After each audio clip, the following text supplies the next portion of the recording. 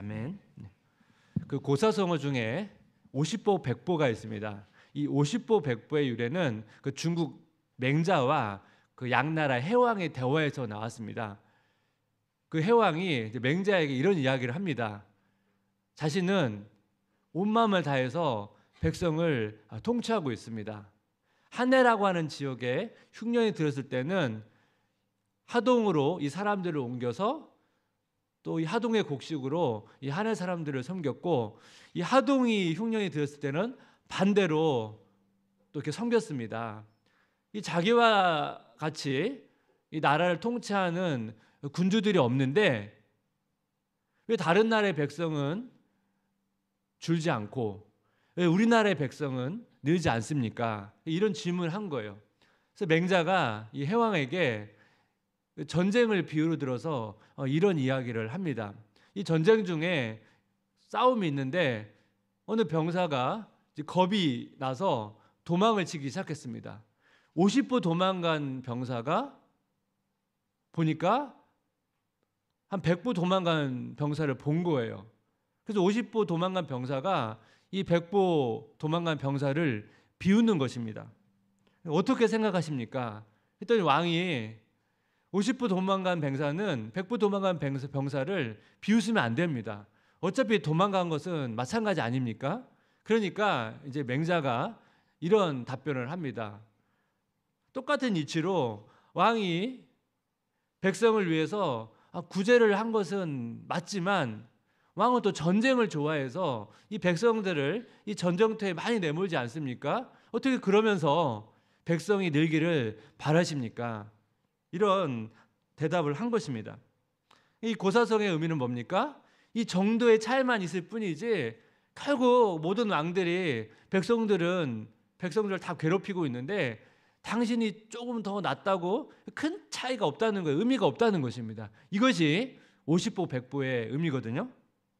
근데 50보 100보를 우리 신앙 가운데 접목해보면 여러분, 이 거룩하시고 완전하신 하나님의 기준에서 볼 때 모든 인간은 다 50보 100보입니다. 여러분, 이 땅에서 아무리 거룩한 성자처럼 살았다 할지라도 그 성자도 자기 의로는 구원을 받을 수가 없습니다. 저는 오늘 본문을 묵상하면서 이 본문에 등장하는 많은 사람들이 있는데요, 이 50보 100보라는 한자성어가 계속 생각이 났습니다. 이번 주가 이제 고난 주간인데요, 오늘 또 본문이 예수님의 마지막 그 일주일 중에 금요일에 해당되는 본문이거든요. 그래서 이 시간에 또 그리고 금요일에 마태복음 27장을 중심으로 좀 말씀을 이제 나누려고 하는데요. 지난주 살펴봤던 것처럼 예수님이 체포 당하셨을 때가 목요일 저녁이었습니다. 대제사장 가야바의 집에 가서 신문을 봤는데요. 사실 요한복음을 보게 되면 대제사장 가야바의 집에 가기 전에 또 다른 제사장 그 안나스한테 가서 신문을 봤는데요. 그러니까 마태는 이 내용을 생략합니다. 대제사장 가야바의 집에 가서 신문을 받을 때 예수님께서 자신이 메시아라고 자기 정체성을 밝힙니다.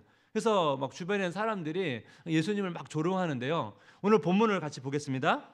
마태복음 27장 1절 2절. 새벽에 모든 대제사장과 백성의 장로들이 예수를 죽이려고 함께 의논하고 결박하여 끌고 가서 총독 빌라도에게 넘겨주니라. 새벽에, 금요일 새벽입니다. 목요일 저녁에 체포를 당하셔서 신문을 받으러 가셨죠. 밤새 신문을 받으시고 새벽까지 간 거예요. 새벽에 종교 지도자들이 사내들인 공회에 모여서 예수님을 죽일 구체적인 계획을 세웁니다. 그리고 예수님을 총독 빌라도에게 넘겨줍니다. 이 빌라도는 예수님을 살리려고 했거든요. 그런데 백성들이 반대하자 십자가 처형을 시행하게 됩니다. 예수님께서 신문을 받으시고 십자가 처형을 받으시기까지 많은 사람들이 그 예수님의 죽음에 관여를 하고 있습니다. 이 고난 주간을 우리가 준비하면서 이 예수님 주변에 있는 그 사람들의 모습을 통해서 왜 예수님이 죽으셔야 했는지를 좀 묵상하기를 원하는데요.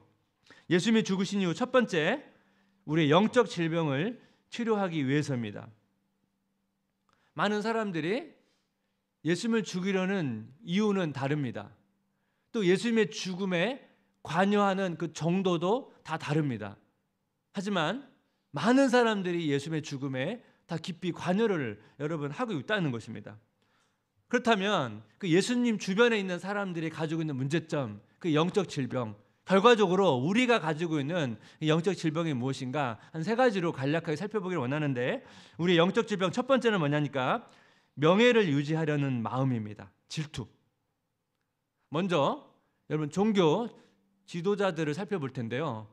종교 지도자들이 예수님을 죽이려 했던 표면적인 이유는 예수님께서 자신을 하나님이라고 주장하셨기 때문입니다. 그래서 신성 모독죄로 고발을 하는데요. 그런데 종교 지도자들이 예수님을 죽이려 했던 더 근본적인 이유가 있었습니다. 근데 그 총독은 종교 지도자들이 예수님을 죽이려 했던 그 이유를 알고 있었어요. 마태복음 17장 18절, 이는 그가 그들의 시기로 예수를 넘겨준 줄 알미더라. 예수님에 대한 시기 때문에 예수님을 죽이려고 했다는 것입니다. 그럼 그 시기가 뭘까요? 종교 지도자들은 하나님의 가르침을 전하는 사람들이다 보니까 여러분 기본적으로 백성들이 종교 지도자를 향한 존경심이 있었어요. 근데 예수님이 등장하자 그 존경심이 예수님을 향하게 된 것입니다. 마가복음 1장 12절, 무사람이 그의 교훈에 놀라니 이는 그가 가르치시는 것이 권위 있는 자와 같고 서기관들과 같지 아니함이러라. 그 예수님을 향한 그 관심과 존경이 가니까 종교 지도자들은 질투심이 생긴 거예요. 사실 여러분 종교 지도자들 안에 제사장들도 있고 바리새인들도 있고, 사실은 여러분 이 두 그룹은 서로 미워했어요. 그런데 예수님이 등장하니까 같이 연합해서 예수님을 죽이려고 한다는 것입니다. 크리스틴 폴의 글 중에 여러분 질투에 대한 정의가 있는데 한번 같이 읽어보겠습니다. 질투란 현재 누리고 있는 어떤 소중한 것을 다른 이의 개입으로 말미암아 상실할 수 있다고 느낄 때 유발되는 부정적 감정이다. 우리 일상에서 누군가의 등장으로 말미암아 우리가 누리고 있는 무엇인가를 상실하게 될 때 이 질투심이 생길 수가 있다는 것입니다. 이 질투심이 마음속에서만 작동될 수도 있고 종교 지도자처럼 누군가를 해하는 그런 방식으로도 여러분 나타날 수가 있습니다. 질투가 있다는 것은 사실 우리 마음속에 우상이 있다는 것입니다. 종교 지도자들은 자기 안에 있는 우상, 명예라고 하는 우상이 있었는데 이 명예를 상실할 것 같으니까 어떻게 해요? 예수님을 제거하는 방식으로 표출하고 있다는 것입니다. 우리가 여러분 뭐 연예인이나 정치 지도자들은 인기나 이 표를 얻어야 삽니다. 근데 여러분 인기를 누리지만 어느 순간에 여러분 인기를 잃어버릴 수도 있잖아요. 갑자기 어떤 사람이 갑자기 주목을 받으면 여러분 인기를 잃어갈 수도 있고 표를 잃어갈 수도 있습니다. 여러분 이것을 자연스럽게 받아들이면 되지만 그렇지 않을 때 어떻게 됩니까? 질투심으로 또 그 사람을 향한 공격으로 나타날 수 있다는 것입니다. 근데 여러분 이러한 질투심이 뭐 연예인이나 어떤 정치 지도자들에게만 특별히 나타나는 현상이 아니고 모든 사람에게 나타나는 증상이거든요.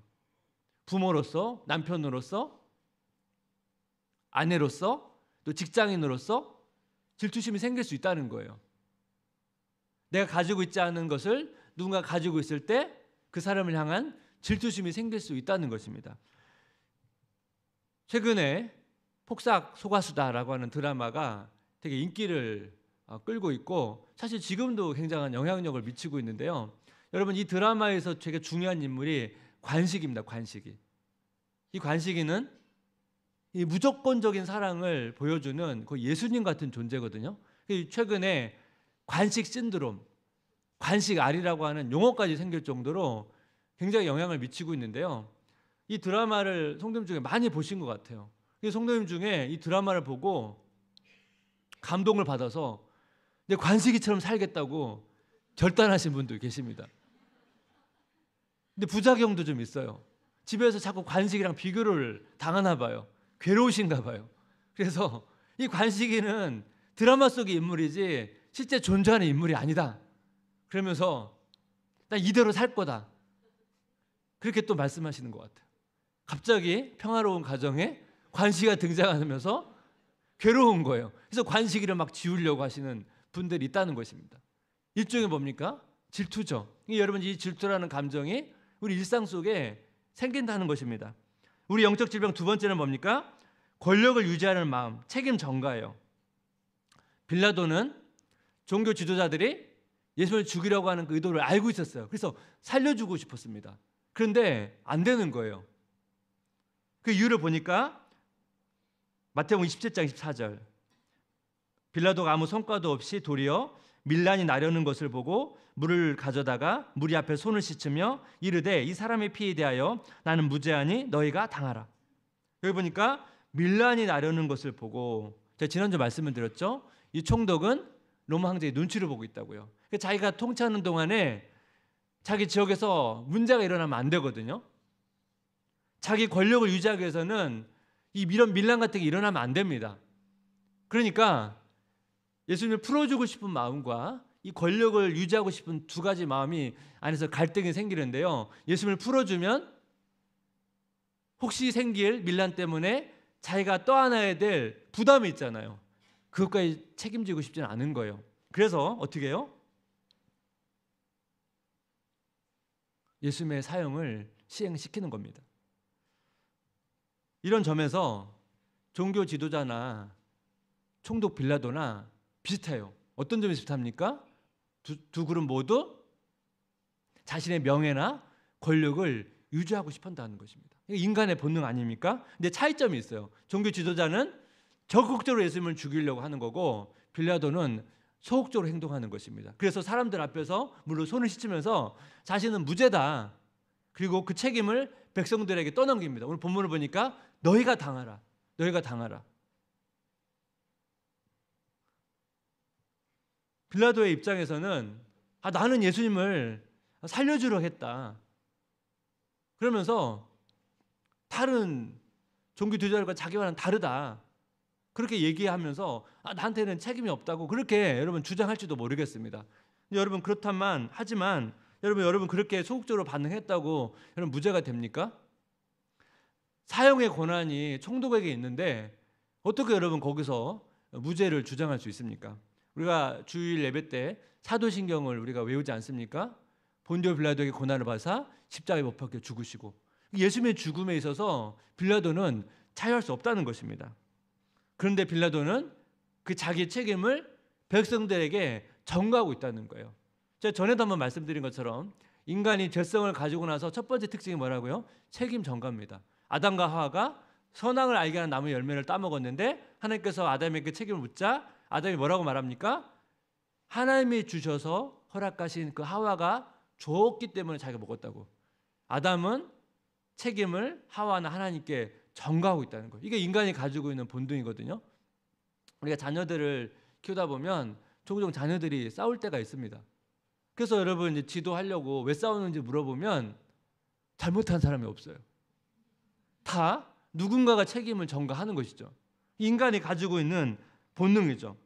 우리는 본능적으로 빌라도처럼 아담처럼 책임을 전가하기 쉬운 존재라는 것입니다. 우리 영적 질병 세 번째는 뭐냐면 영적 무지입니다. 6월절에 죄수 한 사람을 풀어주는 제도가 있었는데요. 이 빌라도는 예수님과 이 바라바 중에 예수님을 풀어주고 싶어 했습니다. 그런데 백성들이 반대를 하거든요. 근데 그 이유가 있어요. 마태복음 27장 20절 한번 같이 읽어볼까요? 대제사장들과 장로들이 무리를 권하여 바라바를 달라 하게 하고 예수를 죽이자 하게 하였더니, 여기 보니까 종교 지도자들이 백성을 권했습니다. 설득했다는 거예요. 이 백성들이 무지하다 보니까 그 권면에 넘어가서 예수님을 죽이자고 주장하는 거예요. 근데 여기서 더 나가서 이 예수님의 처형에 대한 책임을 자신이 지겠다는 겁니다. 마태복음 27장 15절 백성이 다 대답하여 이르되 그 피를 우리와 우리 자손에게 돌릴지어다 하거늘. 여러분 백성들이 지금 자기가 그 책임을 정말 질 수 있습니까? 자기가 모르니까 이런 주장을 서슴없이 하는 거예요. 이 백성들의 영적 무지가 예수님의 죽음을 이르게 했다는 거예요. 백성들만 무지한 게 아니에요. 여러분, 제자들 중에 가룟 유다 3년 동안 동고동락하면서 예수님의 가르침을 받았지만 결국은 예수님을 팔잖아요. 백성이나 가룟 유다나 자기의 무지로 예수님을 죽음에 이르게 했다는 것입니다. 근데 여러분, 이 영적 무지에 대한 책임은 우리한테 있는 것입니다. 로마서 1장 10절, 창세로부터 그의 보이지 아니하는 것들 곧 그의 영원하신 능력과 신성이 그가 만드신 만물에 분명히 보여 알려졌나니 그러므로 그들이 핑계하지 못할지니라. 우리가 죽어서 하나님 앞에 갔을 때 제가 하나님을 잘 몰라서 못 믿었습니다. 제가 하나님을 알았으면 믿었을 텐데 제가 하나님을 몰랐기 때문에 믿을 수가 없었습니다. 이렇게 핑계할 수 없다는 거예요. 오늘 본문에서 종교 지도자, 총독 빌라도, 백성들, 가룟 유다, 이 모든 사람들이 다 예수님의 죽음에 관여를 하고 있습니다.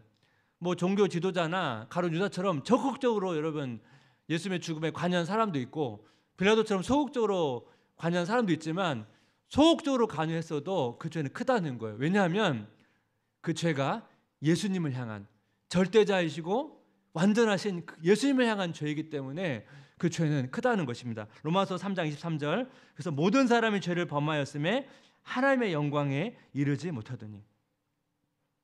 오늘 본문은 뭘 이야기하고 싶어 할까요? 왜 이렇게 예수님의 죽음에 관여한 사람들이 많다는 것을 마태는 기록하고 있을까요? 이 본문을 읽는 이 독자들을 향해서 마태는 무슨 이야기를 하고 싶어 할까요? 우리는 때로는 종교 지도자처럼, 때로는 총독 빌라도처럼, 때로는 백성들처럼, 때로는 가룟 유다처럼 우리도 죄인이라는 것입니다.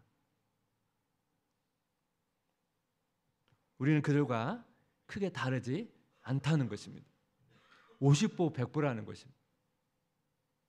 근데 여러분, 여기에는 되게 역설적인 진리가 있어요. 내가 죄인인 것을 깨닫고 하나님의 자녀로서 하나님의 자녀답게 살고 거룩하게 살려고 애를 쓰면 애를 쓸수록 또 놀라운 건 뭐냐면 내가 종교 지도자와 같고 총독 빌라도와 같고 무지한 백성들과 같고 가룟 유다와 같다는 고백을 하게 된다는 것입니다. 대표적으로 여러분, 바울이 처음에는 사도 중에 작은 자라고 했습니다. 바울은 자신을 사도급으로 자기를 얘기했습니다. 근데 여러분, 시간이 지나서 나중에 고백할 때 뭐라고 말합니까? 자신은 죄인 중의 괴수, 죄인들 중에서 가장 악질 죄인이라고 고백을 하거든요. 사도 바울은 더 거룩한 삶을 살았지만 그 고백은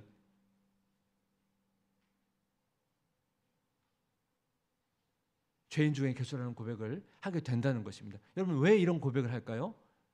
왜 더 거룩하게 살아가는데, 분명 변화됐는데, 더 성숙했는데 왜 이런 고백을 할까요?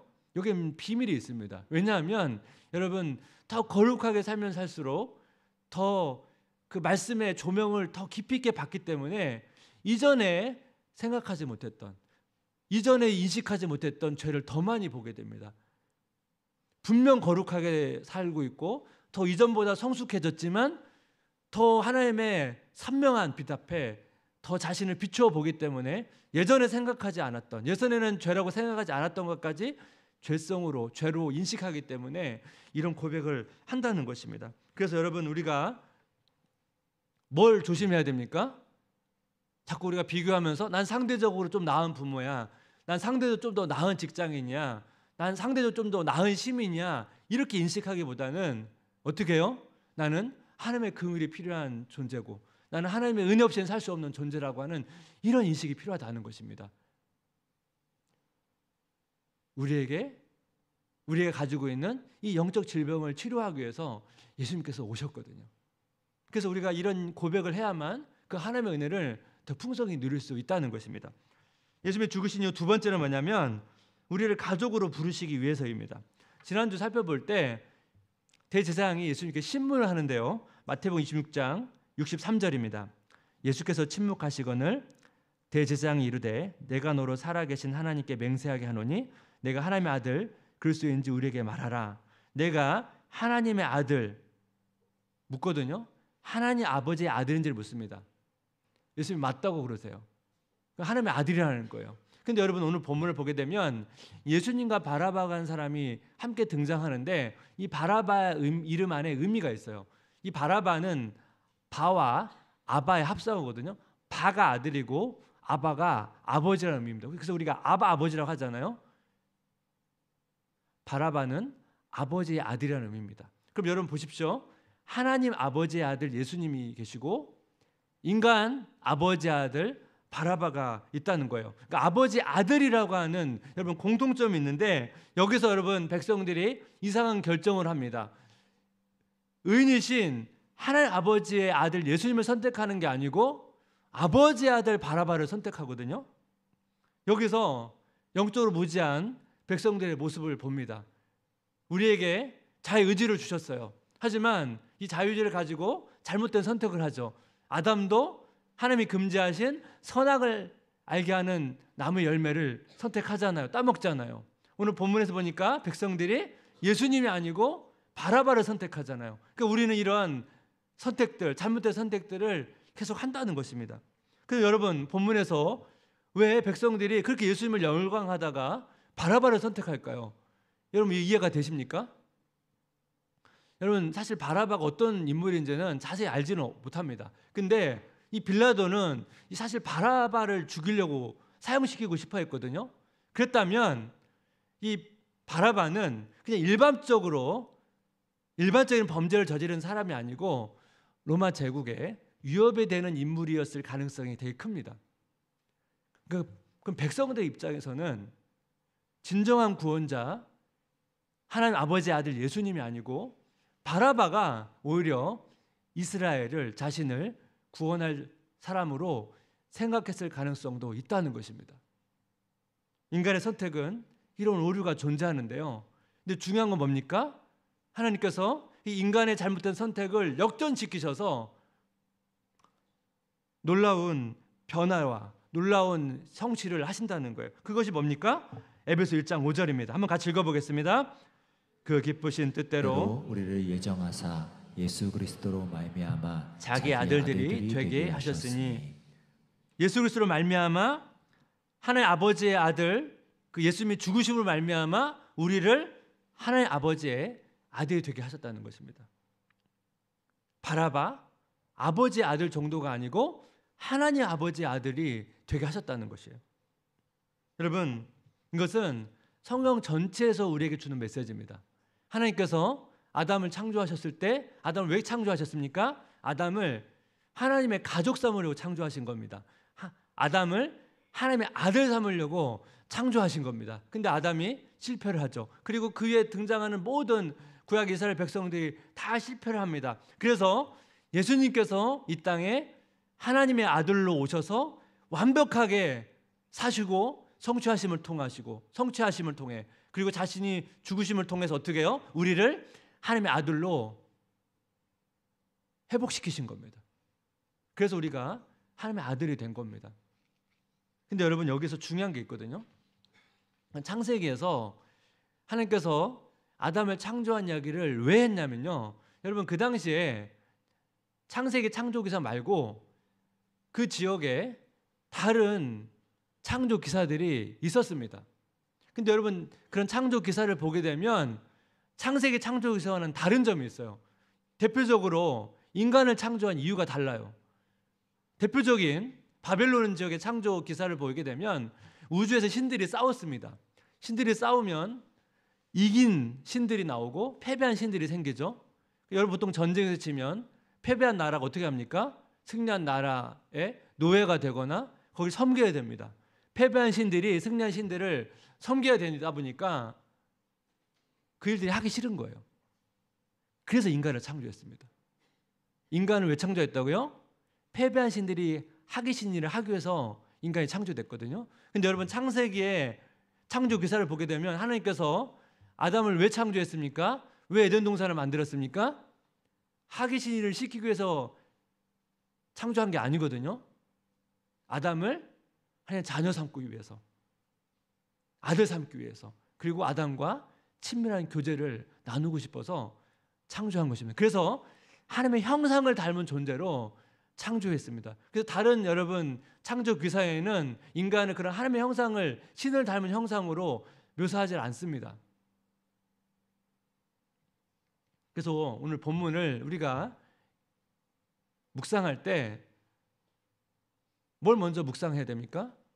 우리는 종교 지도자와 같은, 총독 빌라도와 같은, 백성들과 같은, 가룟 유다와 같은 죄인이라는 사실을 우리가 발견해야 됩니다. 근데 여러분 여기서 끝나면 안 돼요.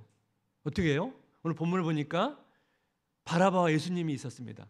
백성들은 예수님은 바라바를 선택했습니다. 하지만 이 하나님의 놀라운 계획 속에서 예수님이 죽으심으로 말미암아 우리가 어떻게 됐다고요? 죄인으로서 머물러 있는 게 아니고 하나님 아버지의 아들이라고 하는 이 놀라운 신분의 변화가 생겼다는 것입니다. 엄청난 반전이고 엄청난 신분의 상승입니다. 저는 본문을 묵상하는데 롤러코스터가 생각이 났습니다. 여러분 롤러코스터를 타시면 여러분 어떻게 됩니까? 급 하강을 합니다. 그리고 어떻게 해요?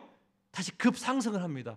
그 간격 때문에, 그 짜릿함 때문에 사람들이 그 롤러코스터를 타는데요. 여러분 오늘 본문에서 던져주고 있는 메시지가 뭡니까? 우리는 롤러코스터보다 더 극적인 반전을 경험한 존재라는 것입니다.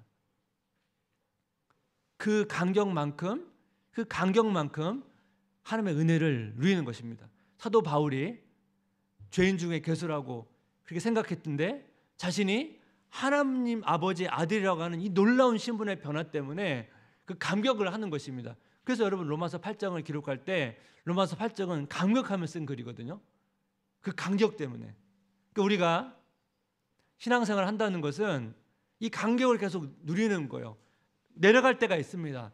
하얀 곡선을 그릴 때가 있습니다. 하지만 우리 어떻게 해요? 우리가 하나님 아버지의 아들이라고 하는 이 놀라운 위치에 있다는 것을 잊으면 안 됩니다. 그래서 늘 그 놀라운 반전, 그 놀라운 은혜를 기억하면서 살아가는 것이거든요. 그래서 여러분 이 간격이 신앙생활 할수록 계속 커져야 됩니다. 근데 우리가 자꾸 죄성이 있으니까 이 간격이 좁아져요. 점점 좁아져요. 점점 좁아지니까 은혜를 잘 누리지 못하는 것입니다. 여러분 고난 주간을 통해서 예수님의 십자가 부활을 묵상하면서 여러분 사도 바울처럼 이 간격이 점점 넓어져서 그 은혜의 간격을 회복하시는 성도님 되시기를 주님의 이름으로 기도하고 축복합니다. 오늘 말씀을 우리가 기억하면서 주는 완전합니다 이런 찬양이 있거든요. 여러분 이 찬양의 앞부분을 보게 되면 내가 얼마나 연약한 존재인지, 내가 죄인인지를 고백하는데요. 여러분 이 찬양을 보게 되면 그걸로 끝나지 않습니다. 한없는 주님의 은혜 온 세상 위에 넘칩니다. 가릴 수 없는 주의 영광 온 땅에 충만합니다. 여러분 이 고백을 보십시오. 이게 사도 바울의 고백 아닙니까? 여러분 이 반전을 경험하시면서 이 시간 찬양을 함께 고백할 때 이 은혜를 누리시면서 찬양하면 좋겠습니다. 주여 우린 연약합니다. 주여 우리 연약합니다. 우린 오늘을 힘겨워합니다. 우린 오늘을 힘겨워합니다. 주 뜻 이루며 살기엔 부족합니다. 주 뜻 이루며 살기엔 부족합니다. 우린 연약합니다. 우린 연약합니다. 주여 우린 넘어집니다. 주여 우린 넘어집니다. 오늘 하루 또 실수합니다. 오늘 하루도 실수합니다. 주의 긍휼을 구하는 죄인입니다. 주의 긍휼을 구하는 죄인입니다. 우린 주만 바라봅니다. 주만 바라봅니다. 한없는 주님의 은혜, 한없는 주님의 은혜 온 세상 위에 넘칩니다. 온 세상 위에 넘칩니다. 가릴 수 없는 주 영광, 가릴 수 없는 주 영광 온 땅 위에 충만합니다. 온 온 땅 위에 충만합니다. 주님만이 길이 오니 주님만이 길이 오니 우린 그 길 따라갑니다. 우린 그 길 따라갑니다. 그날에 우리 이루실 그날에 우리 이루시 주는 완전합니다. 주는 완전합니다. 우리 다시 한번 고백할까요? 주여 우린 연약합니다. 주여 우린 연약합니다. 우린 오늘을 힘겨워합니다. 우린 오늘을 힘겨워합니다. 주 뜻 이루며 살기엔 부족합니다. 주 뜻 이루며 살기에 부족합니다. 우린 연약합니다. 우린 연약합니다. 주여 우린 넘어집니다. 주여 우린 넘어집니다. 오늘 하루 또 실수합니다. 오늘 하루 또 실수합니다. 주의 긍휼을 구하는 죄인입니다. 주의 긍휼을 구하는 죄인입니다. 우린 주만 바라봅니다. 주만 바라봅니다. 한없는 주님의 은혜, 한없는 주님의 은혜 온 세상 위에 넘칩니다. 온 세상 위에 넘칩니다. 가릴 수 없는 주 영광, 가릴 수 없는 주 영광 온 땅 위에 충만합니다. 온 땅 위에 충만합니다. 주님만이 길이 오니 주님만이 길이 오니 우린 그 길 따라갑니다. 우린 그 길 따라갑니다. 그날에 우리 이루실 그날에 우리 이루시 주는 완전합니다. 주는 완전합니다. 우리 다시 한번 한없는 주님의 은혜,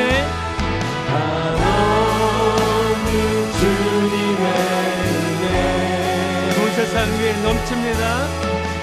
온 세상 위에 넘칩니다. 가릴 수 없는 주 영광, 가릴 수 없는 주 영광 온 땅 위에 충만합니다. 온 땅 위에 충만합니다. 주님만이 길이 오니 주님만이 길이 오니 우린 그 길 따라갑니다. 우린 그 길 따라갑니다. 그날에 우리 이루실 그날에 우리 이루시 주는 완전합니다. 주는 완전합니다.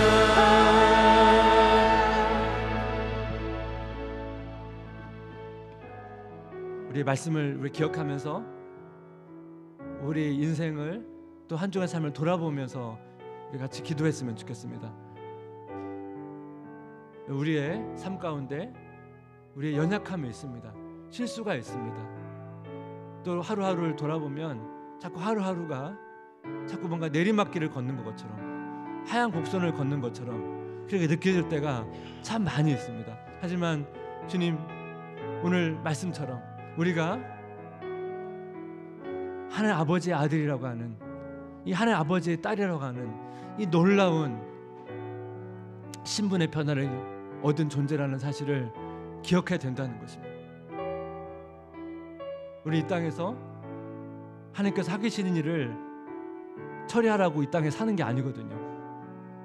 여러분 우리에게 주어진 일은 하기 싫은 일이 아니고 하나님께서 우리에게 주신 사명입니다. 하나님 아버지께서 매일매일 우리를 부르시는 겁니다.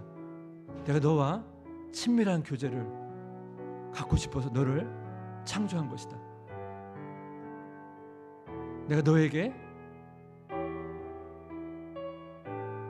나의 사명을 너에게 준 것이다.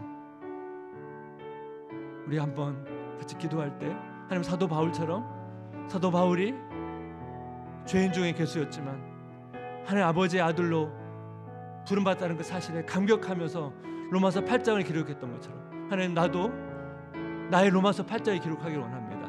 나의 시편을 기록하기 원합니다. 이 고난 주간을 통해서 다시 한번 하나님, 이 간격이 좁아졌다면 그 간격이 더 넓어지고 넓어져서 다시 한번 이 은혜의 감격을 회복하기를 원합니다. 하나님, 도와주시옵소서. 내 영적인 눈을 열어주시옵소서. 은혜를 베풀어 달라고 간절한 마음을 가지고 함께 기도하기를 원합니다. 기도하겠습니다. 하나님 아버지,